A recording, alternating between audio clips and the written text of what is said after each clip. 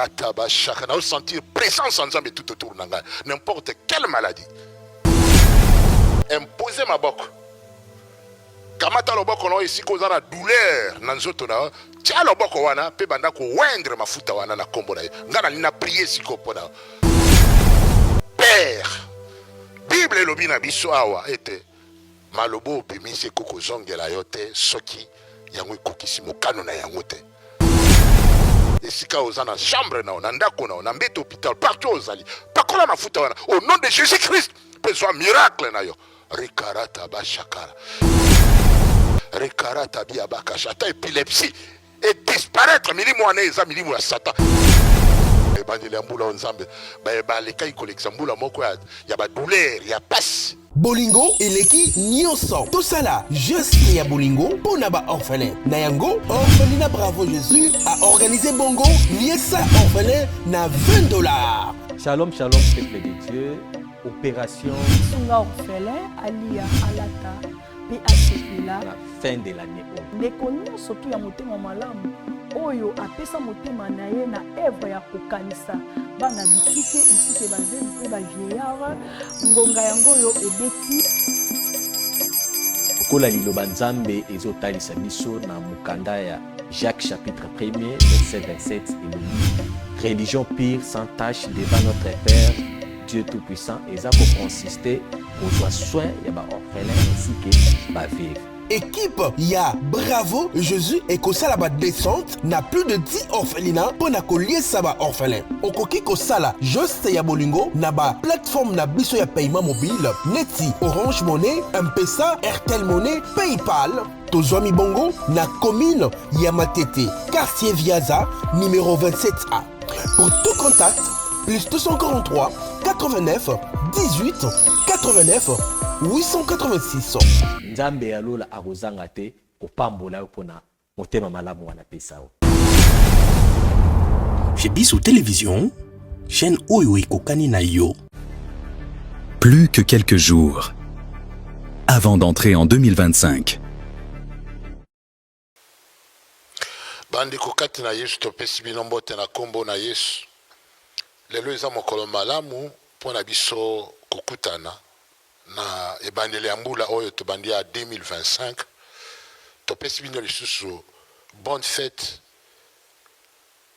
ya ebandeli ya mbula oyo totombeli bino bolamu na ba domaine nyonso ya vie pe to déclarer une année de grandeur, une année ya makambo minene pona moko na biso. Comme d'habitude, awa lelo toza na kati ya chaîne na biso Zion International TV. Toza wana pona kopambola bino pe tosengi bino kaka eloko moko oyo bosengeli kosala pona kopambola chaîne na biso koyeba kosabone pe oleka pe recommander na bandeko mosusu po bandolanda biso à tout moment. À chaque fois que tu as une vidéo, tu as alerte pour la vidéo. Tu as toujours en collaboration avec Chebiso Télévision. Bravo. TV Kuna na Mboka Kinshasa et pas président Chic Moukadi.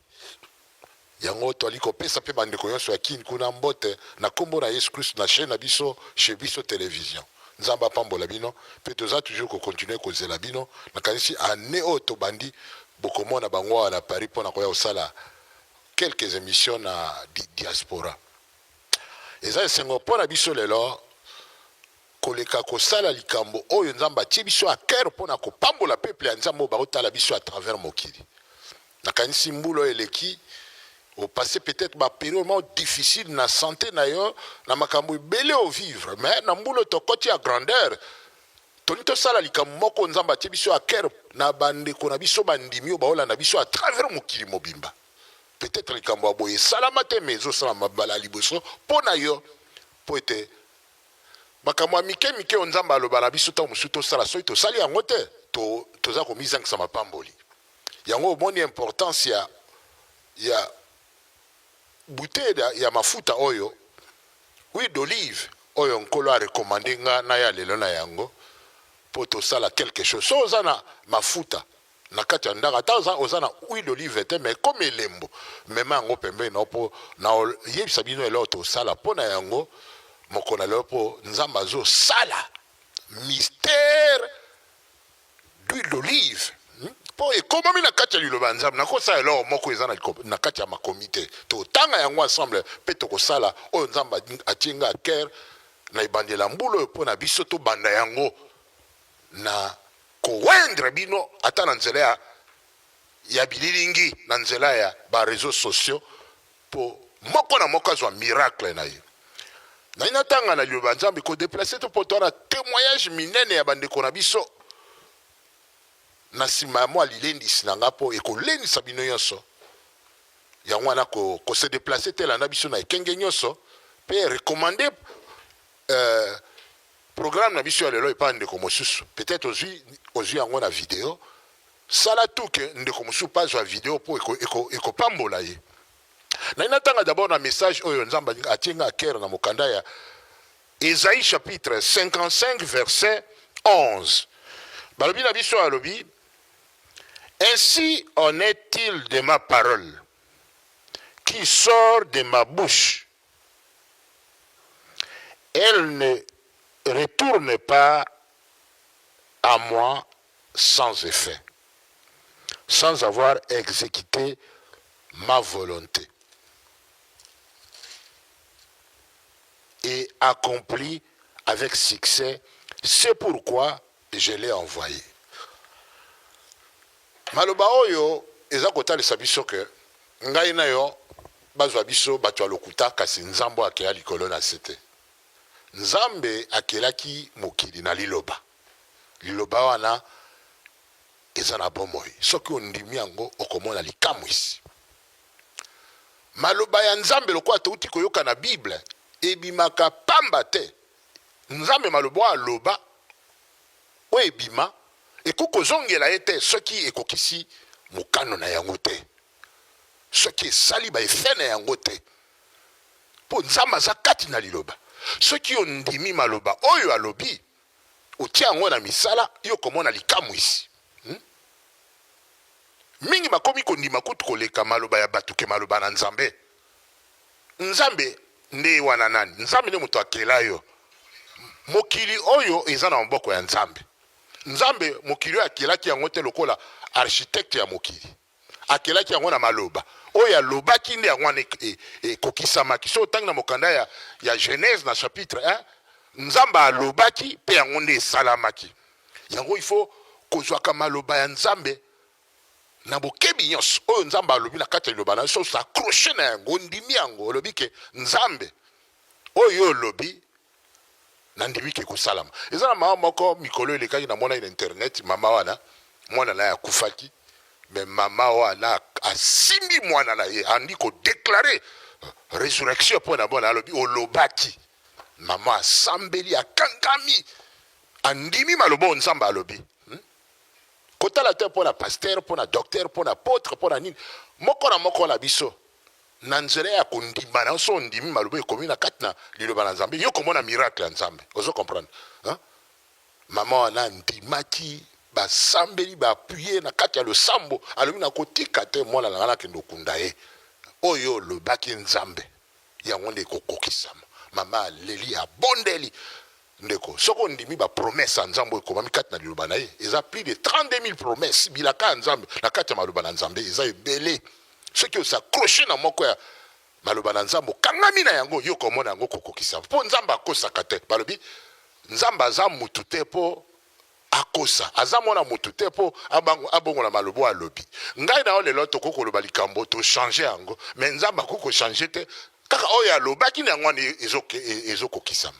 Yango il faut totiaka nzambe na misala nzambe a faible mingi na liloba na ye oyo alobi soki o rappeler yango ya wi kosala yango na uti kozwa na kati ya version balobi maloba o nyonso oyo nzambe alobi oyo a décrété ekuko zongela ete soki esali ba efene yango te so ekokisami te ekuko zongela ete soki ekokisi esali succès na yango na kati ya nsa mabele te bao bandimela maloba nzambe changea bango ba musu balaka ba pauvre ba koma ba riche le po bandimi ke nzamba nzambe oyo alobi ke or na misolo eza ya ye bariche ya mokili oyo bakoki kotuka biso te soki ondimi ya solo okufa mobola te okufa mpe mobola te mpo balobi yesu kristu mwana na nzambe akufaki mobola mpo biso tozala bariche tondima maloba soki ondimi maloba na nzambe yo komona makamwisi ya nzambe na bomoi na yo yango wana moko na biso mpo amona nzambe na kati ya vi na ye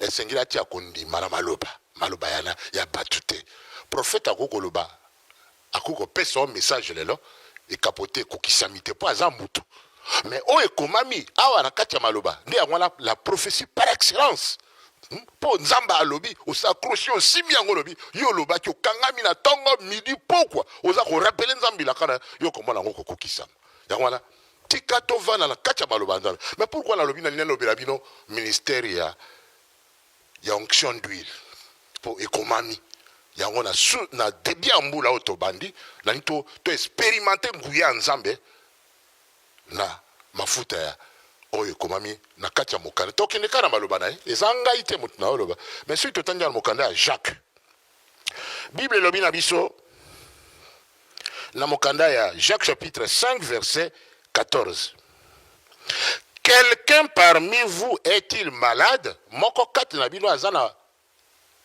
na pasi to maladie qu'il appelle les anciens de l'église et que ceux-ci prient pour lui en l'oignant d'huile au nom du Seigneur. Abenga moko ya bampaka kati na lingomba pe bapakola ye mafuta na nkombo na nkolo. Ça c'est la parole de Dieu. Maloba ya nzambe ekoki kozonga epai na ye te soki ekokisi mokano na yango ana se na mabele te. Nga nalingi lelo to expérimenter nguya nzambe. Eza na ndeko moko ya mwasi bolanda témoignage na ye dans quelques minutes là. Ayaki ya nga na ye baka importance ya mafuta.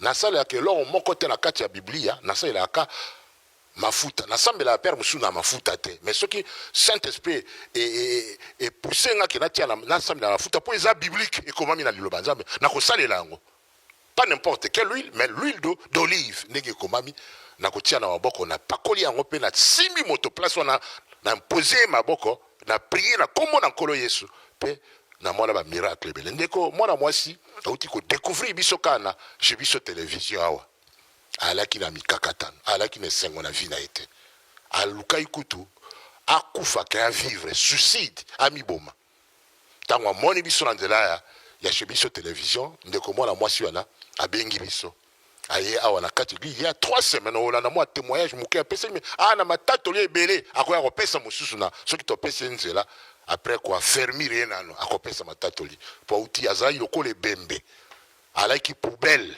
mais Yesu Masia a sukolié depuis a commis à la 4 église à Sion internationale toujours joyeux en charge azalaki ayaki vraiment so tali longinaye lokola mutu akufa mais sikoyo nzambe afungoli longinaye akomi ko respirer akomi na joie onction d'huile to salier to sololi naye to salier délivrance et puis to naibise yo mosoma bouteille ya mafuta ya huile mafuta ya l'huile d'olive oya nango to prier pour na yango ndeko azonga ndako akena mafuta d'huile abani ko salela yango butu mosusu abenga na ndako alo ya papa apôtre nzambo yo sambela kaza nzambe ya bomoi papa alobi alalaki na butu amoni lokwa mutu alaki kati na nzoto ya bimi banda amona vina eza sunde moto olanda témoignage né peut-être dans quelques 3 minutes recommandé de comme susu akwa koyeba kolanda biso na kati ya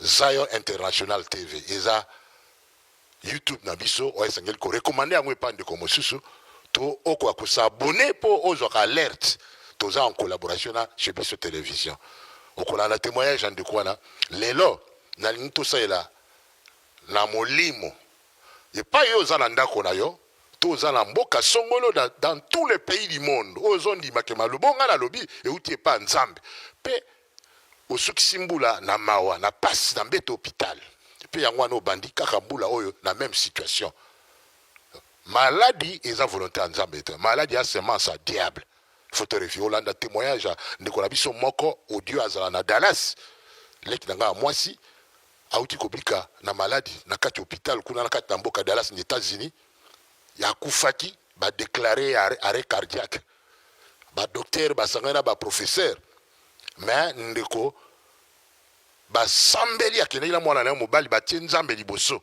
ya wana il faut to ndima nzambe ba docteur ba changer ba calcul na yango monganga mosusu wana ye alobi bango bato ali ko bayaki po basala opération ba changer a vie na bango basangani ensemble mosusu ake ko senga ndeko nanga mwasi asambela pona alobi est-ce que nzambe na azana ba moy ba fichier basali radio 3 fois o ya liboso est confirmé malade ya mibale ba moni malade ndambo malade troisième fichier vierge yezo limwisi malade ya laki na nzoto na ye bango mo ba ye na tongo docteur wana ye ko pesa rapport alobi sambela pona ngai ndeko nanga mwasi ayambisa yezu kutu akabu ya lobi wow o la témoignage na ye nzamba zana bomoy soki ozo ndima maloba na nzambe yo komona miracle ya nzambe ya wana lelo zo mafuta toni to sala o eza peut-être pona yo eza ozo mona ko blague mais eza une réalité pour nzamba tinga à cœur zo mafuta et pas oza kuna na ndako zo talangai maladie peut-être docteur alobi que il peut pas guérir ta maladie minganga bazwa na ka pona ko soigner mais nzambe ni moto aza ko guérir biso complètement na mona makamusi na kati ya ministère ngala osala ba mama musu basi ekomba kana mafuta ya onction d'huile na yebisi kamata ata bandeko to osambela pona mikolo baza na situation ya kobota zo mafuta pas ozali na yebisi ki zo mafuta na yo alors toni to sala quelque chose oh peut-être salate kondimeza loko aliboma bakoseko maka talaka ye mo yesu bokomsha zo sambela pona babeli amoni de komoko anomona te azuka mabele abwaki soyi na kati ya mabele wana alobi kamata ti yango na miso kendo sukola elongi na yo mwana ndeko wana sukoli elongi azomona bien te yesu asali su pour la deuxième fois alobi soki yesu asali pour la deuxième fois il faut persévérer na situation na yo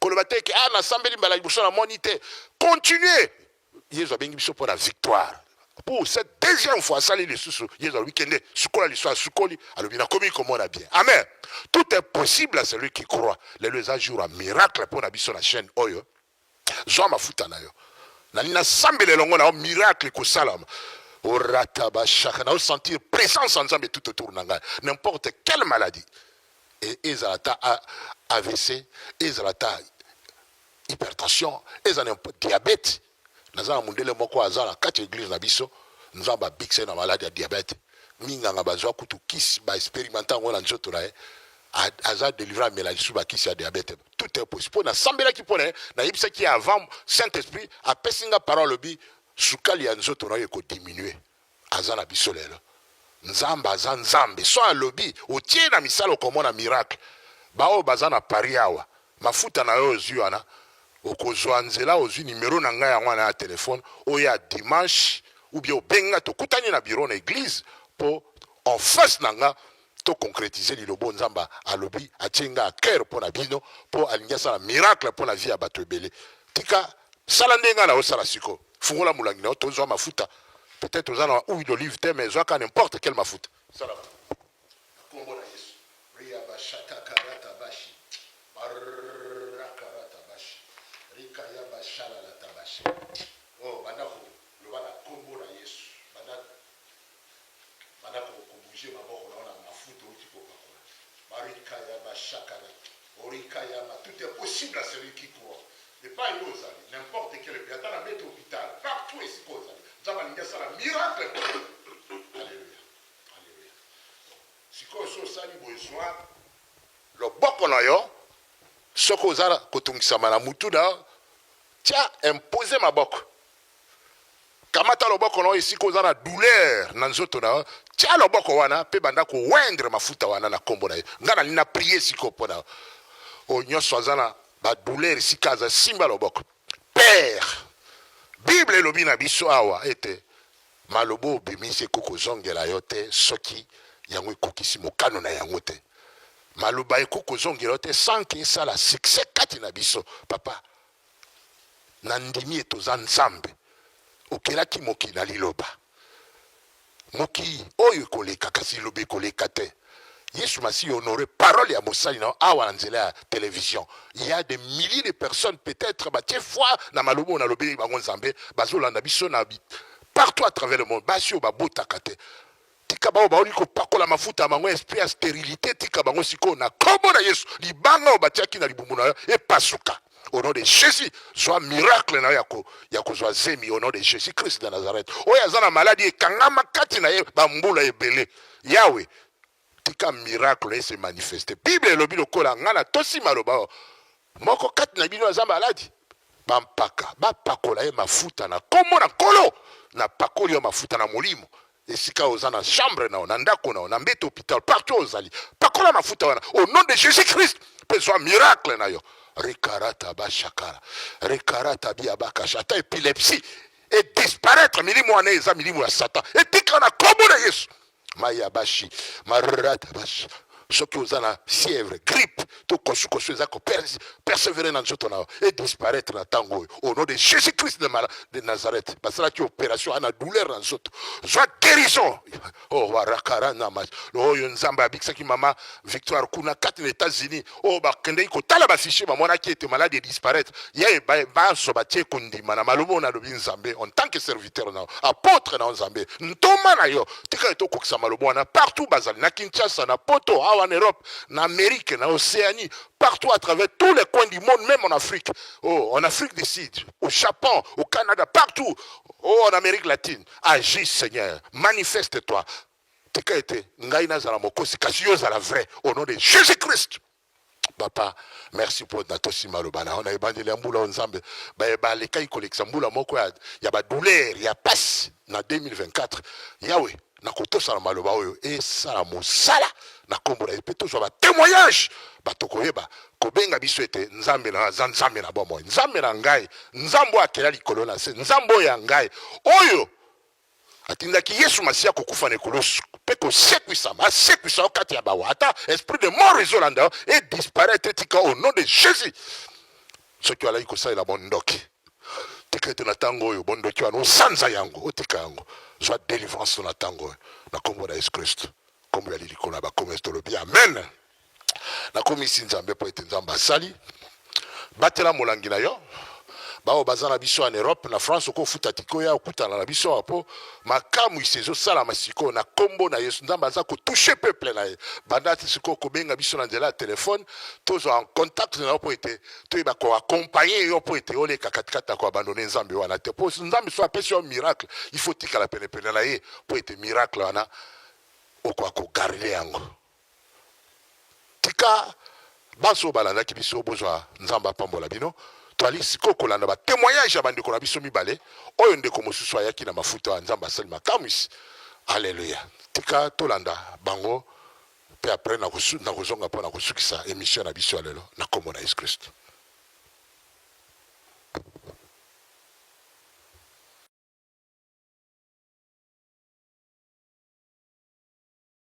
Amen.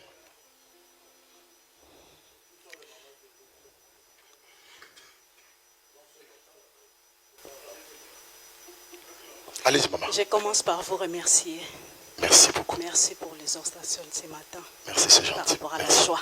Gloire à Dieu. Je suis dans la joie. Gloire à Dieu. Amen.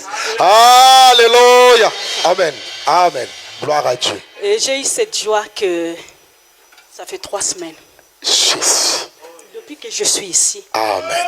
Alléluia. Merci beaucoup. Gloire à Dieu. Gloire à Dieu. Gloire à Dieu. Il est vivant. Alléluia. Merci Seigneur. Je suis reconnaissante à Dieu pour tout ce qu'il a fait pour moi. Merci. J'ai passé même pas 2024, mais toutes les 4 années passées dans le pleur, dans des soucis, dans des problèmes. Et ma seule solution a été la suicide.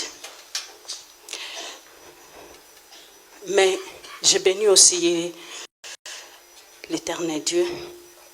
À chaque fois, je suis branchée, je suis abonnée sur Bravo TV. Je suis en témoignage avec l'apôtre Ben, d'un frère qui m'a fortifiée. Depuis ces jours-là, j'ai dit, je t'ai touché, j'ai dit non, je dois appeler ce pasteur.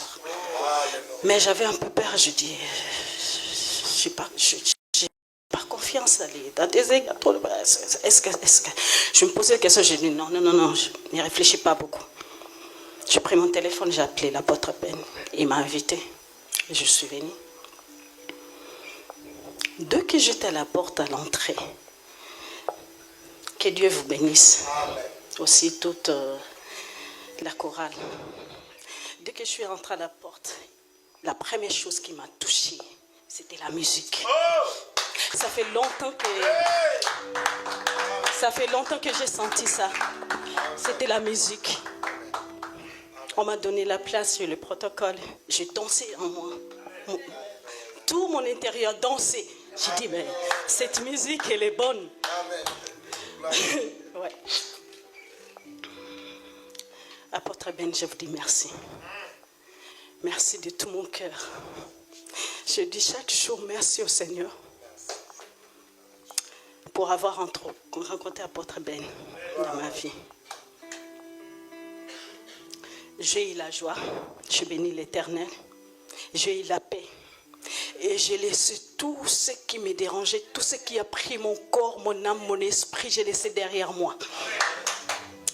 Et maintenant, je suis une femme forte. Je suis une femme pleine de joie, pleine de confiance. C'est que je suis aujourd'hui, je sais que je vais récupérer même ma santé. J'ai tout perdu, j'ai perdu ma santé, j'avais tout perdu. Mon enfant, j'avais tout perdu, tout, sauf rien. Mais j'ai la foi. Maintenant, Dieu m'a donné la force, la foi.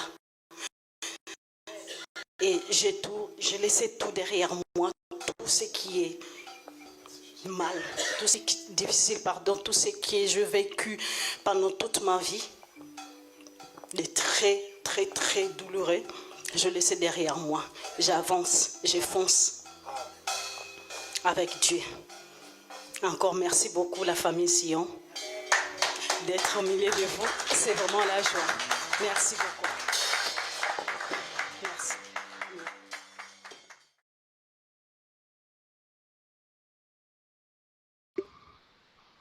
Bien-aimés dans le Seigneur, shalom, shalom, shalom.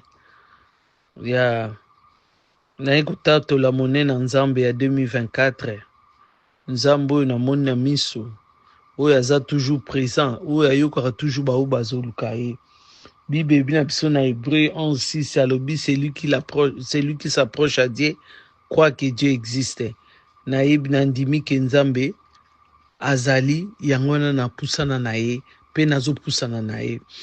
Mais bien aimé, je suis maman Victoire de Jésus, mariée, mère de 6 enfants et 3 petits-fils. Na pamboli Nzambe oyo asali ngai pe servant de Dieu. Mais bien aimé, naeko pambola Nzambe à 2024 na nzela ya grand frère nanga apôtre Ben oyo aza papa nanga pe ya molimo pe aza yaya nanga.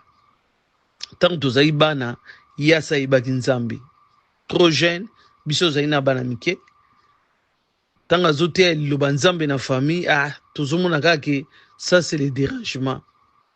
Mais parole de Dieu le belibiso, si tu crois, tu seras sauvé toi et ta famille. Abondeli Nzambe. Azoli aksa Nzambe famille na ye. Nzambe abandi kotala na famille, abandi kopona ba eli na ye, ba choix na ye. Naza parmi ya bato Nzambe aponi na famille, Nzambe patinga na champ na ye. Yanga na pamboli Nzambe. Na eko pambola Nzambe ya 2024. Course Zaki Moulaï, 365 jours, c'est pas facile. Hein? Chaque jour, diable azo bundisa, mais Nzamba oso tipso ba mabulu, azo longola biso na ba flèche, denge Bible lobi, 1000 tombera, 10 000 à mes côtés, mais les flèches, et qu'on soit biso te. Nzamba protéger biso. Les loto komi. Na le 30 décembre 2024, Nzambo alinga traversé biso. C'était pas facile. Toiba batebele batikali nanzela, so biso to komi toza spécialité. ezaka ngolu nzambe asaeli biso. Mais bien aimé na ina pambola nzambe toyebi na États-Unis, na viva en États-Unis, na Dallas, na Texas, précisément na Fort Worth. Toyebi misala ya poto, les États-Unis awa, il y a des factures à payer, il faut qu'à bossala. Donc ils sont qui au disposé tant na oyo mon côté se discipliner te au bossani nzambe. Mais tout ça, le col à Daniel, Shadrach, Meshach et Abednego, malgré dans la Babylone, bazaki toujours qu'on respecte culture na bango. Biso pe culture na biso, tous les chrétiens, c'est la prière. Donc faut tous attendre. Il y a que bon de là pour nzamba sa biso bolamu na ye. Mais bien aimé, un jour, j'étais malade. Pendant 2024, vraiment, santé tungi singa, na sali bien te. Mais na upambola nzambo wa pisanga toujours temps pour na prière, temps pour na zaliboso na ye. Un jour na kene musala santé tungi singa na zungi. Donc na ina ndaku koya na ngana na rata accident mo na nzela. Deux voitures bimela na place outité. Tant na komi santé tungi singa na ibisi papa nabi na hoko douleur mo zo sanga libumu. Donc tant na olo ba douleur wane zo s'aggraver. Donc moyen za quitter papa ibisi nga bikeni na kolala. Na meli mo kisi mo ya calmant mais rien. Tant na côté na chambre zo s'aggraver kaka. Garçon nga deuxième fils nga aye na chambre. Atalinga nde na zo souffrir ibisi papa na bango habité. To me maman na hôpital. Ba meminga na emergency to komi tamba consultenga docteur atuninga docteur yambainga za hygiene mais tamba consultenga ba lexinga na ba scanner na moni ba docteur ba ibeli 6 ou 7 na chef na bongo azagi japonais zaiva mukolo professeur wana babandu tunanga ibanende ni lokwa tema na ko lobati douleur eleki batulinga sona yeki na ye kina mbali nanga na mwana bakoti bango babandi tuna bango babandi bango papa bandi ko expliquer ndenge nini douleur wana salinga abi mo son sa crise cardiaque papa abi koma tant banga mona okika crise cardiaque pona ngana ebika c'est la mort na bandi nga mo na kati na ko saba repentance ba nini ko lela mo na nzambe nini pona ebike c'est la fin habito ko intervenir en opération ce que simba me re-signer papa zaki na choix ta signer ba salingai ba tinga wana na observation na ba 1h30 ba eli susu ba salinga scanner mususu kwa wana déjà premier scanner c'est déjà minuit. Pour te commettre un hôpital, 22h. Deuxième, il y a 1h30. Après, il y a 2h passées, il y a Zusunga, il y a sous scanner. Après scanner, il y a Zunga, qui est dans la chambre. Mais avec des appareils, vers 5h du matin, il y a un docteur qui est un jeune.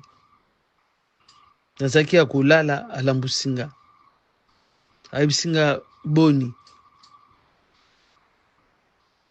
aibisinga binanga est-ce que vous êtes chrétien ngabi oui nasambelaka aibisinga est-ce que vous priez pour nanga ngabi ngana prier pour na ondeni ngana yepa na bino maladi bobi bango boboy na opération za 3h siko to komi 5h na oyeba pété malgré ba douleur wana. Ce que comme si on a prié pour nous ondeni, abi prier pour nous please. Ngab ok. Na bendi ngab c'est ça là ko simba mbeto na ngetele mamuke na zoma position bien. Na yembisi Yesu na bondeli. Abi singa merci. Osa ba osa le opération tout. Ngab pona nini? Abi osa malade.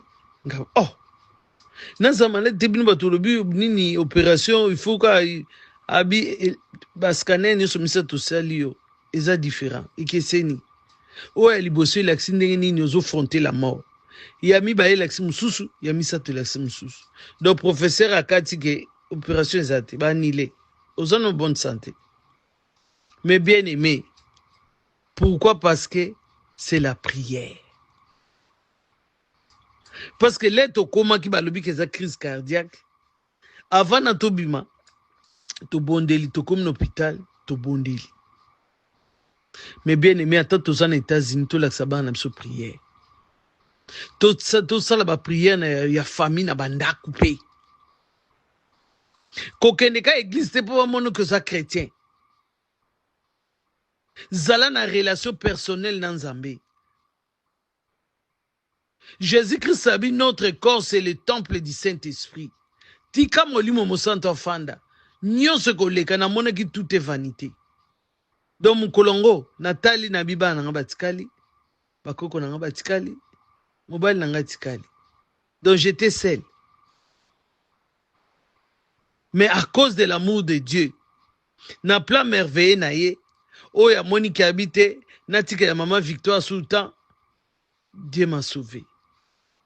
Yanga na eko pambola Nzambe, oh ya Bixinga 2024. Mais bien aimé, attache-toi. Rachetez le temps. La richesse que Dieu nous a donnée, c'est le temps. Tout s'attacher na temps. Pour nato Lukanzambe dans la sincérité. Vaut mieux l'obéissance que le sacrifice. Tu peux faire le sacrifice. Yom to lesa bofele, yom to lesa ba veuve, yom to soutenaka. Mais quand tu n'as la crainte de Dieu, zati. Banga Nzambe. Osa ba sacrifice wana. Bible bien dit si tu obéis à la parole de Dieu, il te donnera la supériorité sur toutes les nations. Mais bien aimé, talaka ko banga Nzambe, ba promesse Nzamba la kibiso. Bato bazoke ne koluka Nzambe na nzela mulili. Makamba webisa bango ba oluka Satan na nzela mulili. Lianye. Sala boy. Kende boy. Sala mama no boy. Sala papa no boy. Mais oya biso Nzambe Yesu Masi azosinga biso kaka l'obéissance. Pete nyonso meto okukati. Hene, jalousie, mensonge. Nyonso lati biso ba chrétien. Lelo to olo bake ba faux prophète basi batondi bazoko kokosa batu. Ba kosa bino pour parce que bolingi prophétie. Bolingi parole de Dieu. Dieu est assis dans sa parole. Il est la parole. Afandi na liloba. Alors, mettre-moi en sorte de l'épreuve, mettre-moi en pratique. Mettez olingi te. Olingi prophète, aïbso nini. Après là, aïbso sala nini. Oui, prophétie. Il y a vrai ça. Mais aimez d'abord la parole. La parole de Dieu. Il y a une prophétie. Nakute na Jehovah Rapha Bixinga. Dengabi, personne dira que je suis malade. Dieu m'a guéri. Yangona eko pambola Nzambe. Merci, apôtre Ben. Otozara na connexion, na ligne, na prière chaque samedi. Continuez toujours au bon de la pona libota. Le Dieu qui m'a appelé, akobenga pe bawo batikali. Que Dieu vous bénisse. Amen.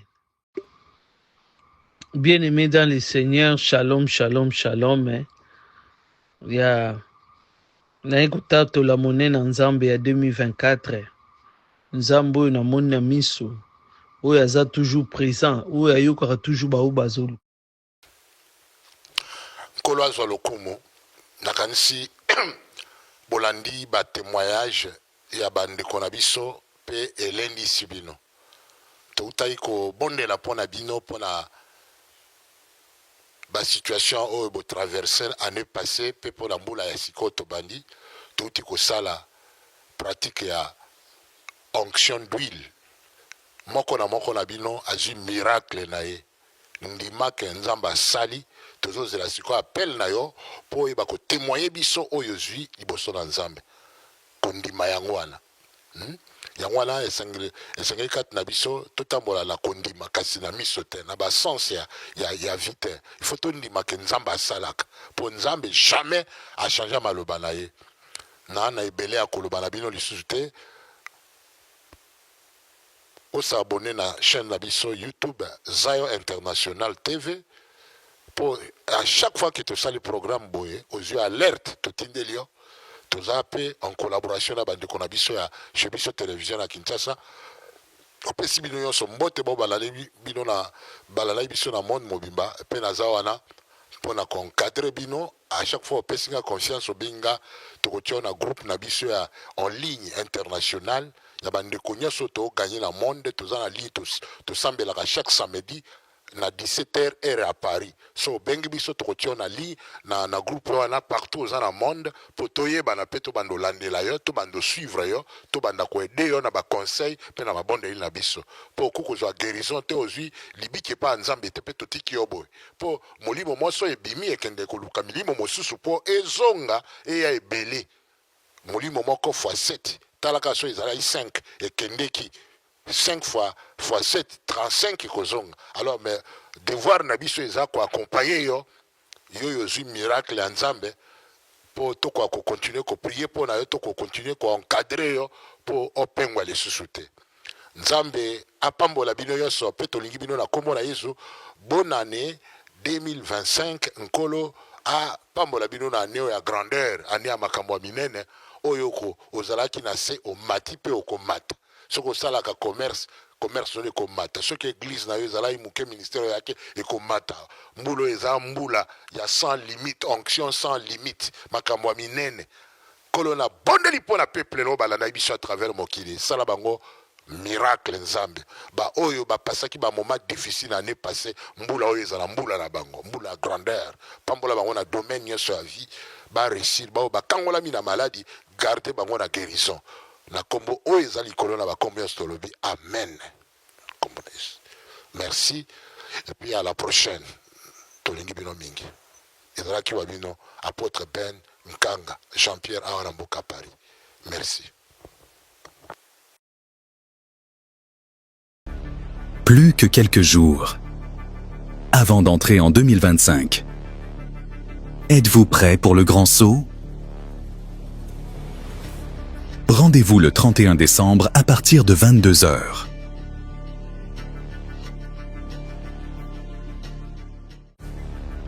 Plus que quelques jours avant d'entrer en 2025. Êtes-vous prêt pour le grand saut? Rendez-vous le 31 décembre à partir de 22h.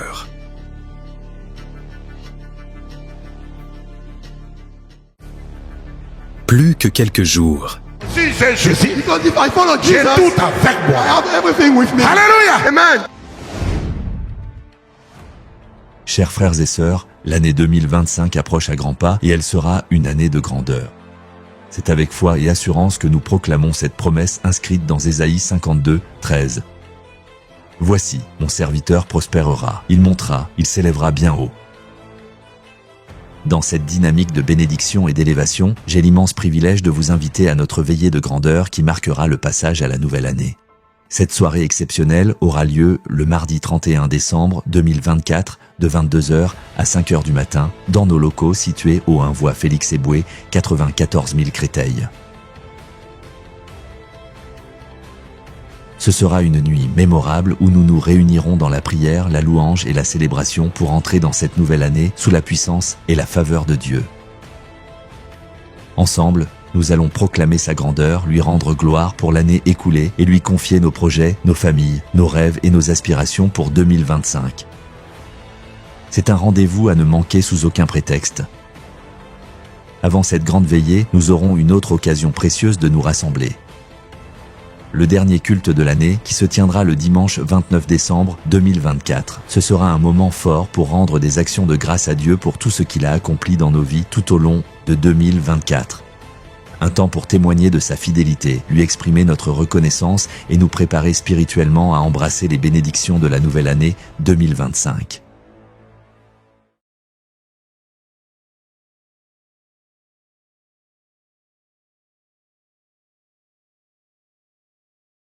Bienvenue à l'église Sion International chaque dimanche à partir de 10h.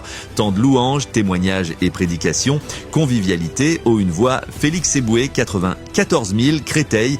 Nous vous attendons nombreux. Que le Seigneur vous bénisse. Bienvenue à l'église Sion International chaque dimanche à partir de 10h. Temps de louanges, témoignages et prédications. Convivialité, Haut une voix, Félix Eboué, 94 000, Créteil. Nous vous attendons nombreux. Bolingo eleki nyonso tosala geste ya bolingo mpona baorphelin na yango orphelina Bravo Jésus a organisé bongo liesa orphelin na $20. Shalom, shalom, peuple de Dieu. Opération Sunga orphelin alia alata pe asekila la fin de l'année. ndeko nyonso tu ya motema malamu oyo apesa motema na ye na evre ya kokanisa bana bitike esike bazeli mpe bavieillard ngonga yango oyo ebeti Kola liloba nzambe ezotalisa biso na mukanda ya Jacques chapitre 1er verset 27 et le religion pure sans tache devant notre Père Dieu Tout-Puissant et ça pour consister aux soins ya ba orphelin ainsi que ba veuve.